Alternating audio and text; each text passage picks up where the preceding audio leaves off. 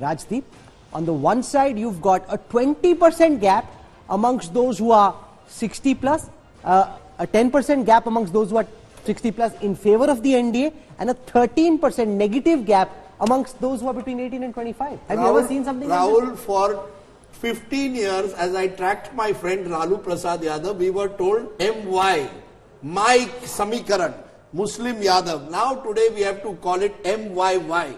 With these numbers, my plus youth. This is the election. This is where the election is being won or lost. The fact is, if these numbers 11-12% lead in two major blocks, that means if I'm under 35, I see Bihar very differently to those above 35. Those who've actually, in a sense, witnessed so-called Jungle Raj in the 90s, look at Bihar very differently. You agree with that, Rajat? And take it round the table. Anyone agrees with that there are two Bihars, the older Bihar and the younger Bihar? Most certainly. I mean, still, if you speak to that demography, which hasn't seen or experienced Lalu and his Raj, you will see a completely blank slate, and any kind of aspirational statements which are coming in from Tejashwi could be written in without any person questioning or challenging them. I'll give you an instance. Tejashwi was talking about 10 lakh jobs in a population of 10 crores. What does that mean? Not even 1% across 5 years. Is that the aspiration that this person was setting? But nonetheless, the economic issues were so extreme, and I haven't seen or noticed any election which such predominance of economic issues that he was able to sell this dream to the young minds. So can I say that the youth have transcended caste? So are we saying that the young, let's say whether I'm the son of a Kumar or son of a Teli or the son of a Sonar, all these were communities who backed Nitish Kumar. I am 21 years old. I don't have a job. The recruitment of railway, the exam takes place in 2018. The jobs aren't announced in 2020. I decide I'm going to vote against him. I'm going to vote for a 31-year-old untested Tejashwi. So have they transcended caste? Yes, if you go to school, you transcend caste. And Nitish Kumar has been working hard on revamping the higher education sector. If you go to college, you transcend caste. But most importantly, you know, one of the most important advertisements you see in Bihar is coaching centers.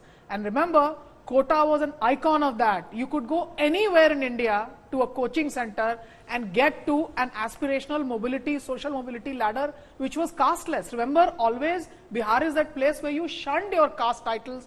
A Nitish Kumar, for example, a Guru Prakash, for example, or a Manisha Priyam, for example, don't want to exhibit their caste. No, but that's what we are coming to. Are the young in Bihar, Rahul, voting so differently? As Rahul said, you know, these numbers, it seems there's a two Bihar. There's one, a Naya Bihar and a Purana Bihar. And Tejashwi was intelligent. Nowhere did they put Lalu's face. Absolutely. I think there is no doubt that there is a new Bihar and old Bihar. But think of this. A politician promising 10 lakh and able to turn elections. Is this going to be script everywhere? The question I'm asking, politician can always, I'm not saying that whether he'll be able to deliver or not, that's not my question. Every time politician make these promises, Rahul, why did Bihar believe it this time?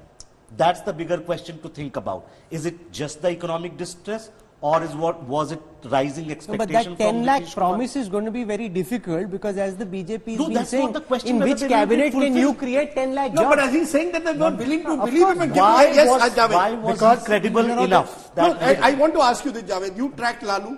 Lalu never used to mention issues like jobs and employment. He never saw it possibly even as a vote bank. Here is Tejashwi talking the language of economic justice.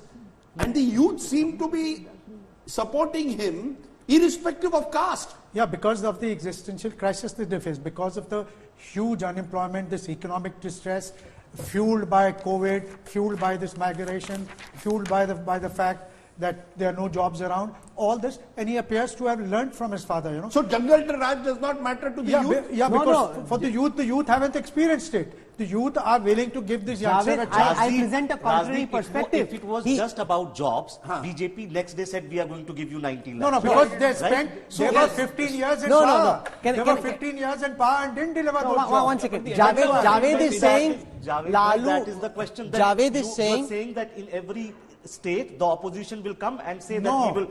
It depends on the situation on the ground. He had his finger on the pulse. This was something. This is the situation of the ground. That's the pulse. So the point that was just made was this, that Tejashwi has learned from Lalu.